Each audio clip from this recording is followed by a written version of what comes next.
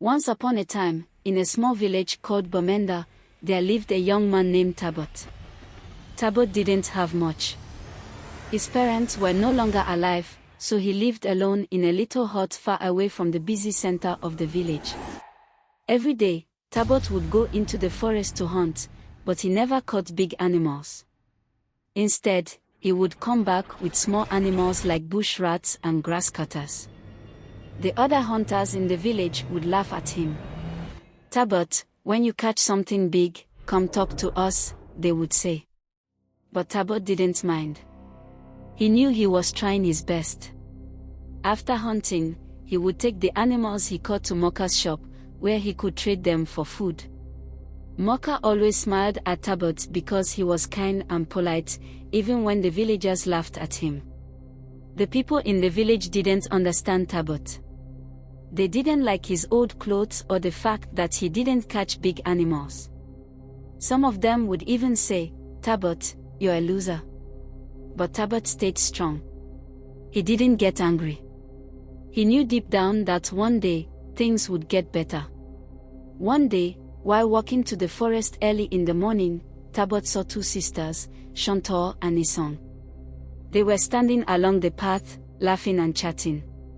Tabot, being the kind person he was, smiled at them and said, "Good morning, sisters." But instead of smiling back, Chantal and Isong started laughing louder. They looked at each other and said, "Even if we were ghosts, we still wouldn't talk to you." Tabot felt sad, but he didn't say anything. He just kept walking to the forest, hoping to catch something good. By the end of the day, he had caught 2 grass cutters and 2 bush rats. It wasn't much, but it was something. So, he took them to the market to try and sell them.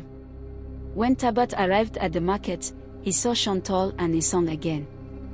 This time, they came up to him with big smiles.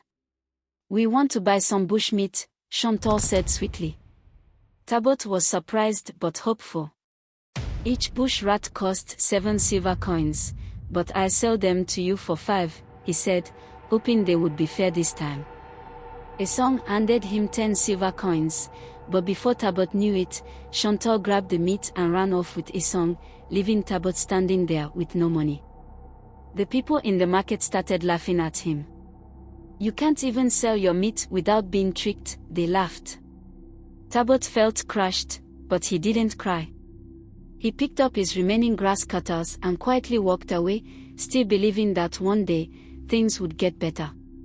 Later that afternoon, Tabot went to the stream to bathe. As he got closer, he heard someone crying. Curious, he followed the sound and found a big woman sitting by the water. Her name was Sarah, and she was crying. Tabot gently asked, "Why are you crying?" Sarah looked up, surprised. "People laugh at me because of my size," she said. "No one wants to be my friend." Tabot smiled and said kindly, "You are beautiful just the way you are." Sarah stopped crying. No one had ever said that to her before. She felt something warm inside. "Thank you," she whispered. That evening, Tabot promised to come back and see her again, and he kept his word. They sat together under the stars, talking and laughing. As days went by, Tabot visited Sarah every evening. They became close friends, and she no longer felt so alone. Tabot even brought her little gifts like bush rats and fruits. But the villagers still laughed at them. They called Tabot and Sarah losers and made fun of them. It hurt Sarah, but Tabot didn't care. He had learned not to listen to the villagers. He knew that true friends don't care about looks or what others think. One day, when Tabot and Sarah were walking through the market, Chantal and Isong saw them together.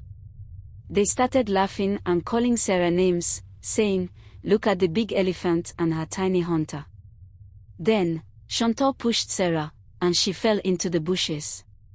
Tabot rushed to help her up, his heart full of anger. "Leave her alone," he shouted, but Chantal and Isong just laughed and walked away. Tabot helped Sarah home, and they sat together. Tabot told her, "You are beautiful, strong, and kind. Don't listen to their words. That night, Tabot looked at Sarah with love in his eyes and said, "Will you marry me?" Sarah's eyes widened in surprise. "Yes. Yes, I will," she cried, feeling so happy. But Sarah had to leave the village the next morning. She didn't tell Tabot why, but she promised she would return soon.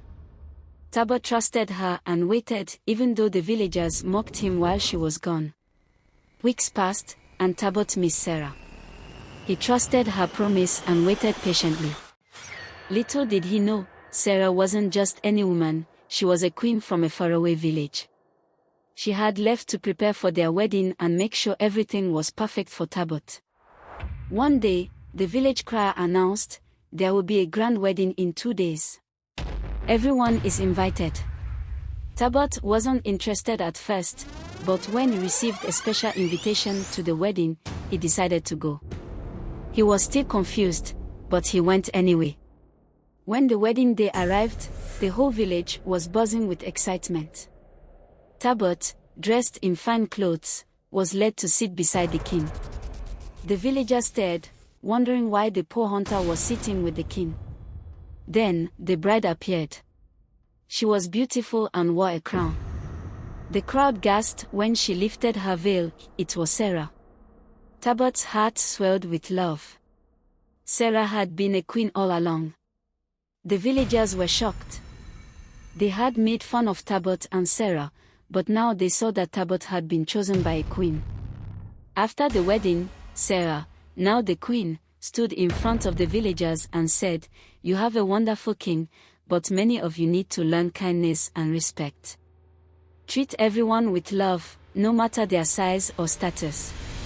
The villagers, especially Chantal and Esong, felt ashamed. They had mocked Tabot and Sarah, but now they realized their mistake. From that day on, they learned to treat everyone with kindness and respect. Tabot and Sarah lived happily ever after, ruling the village with love and fairness. They knew that kindness, love, and inner strength were the most important things in life. I hope you enjoyed the story. If so, please like this video, comment what you learned from the tale, and don't forget to subscribe to the channel for more enchanting tales just like this one. Thank you.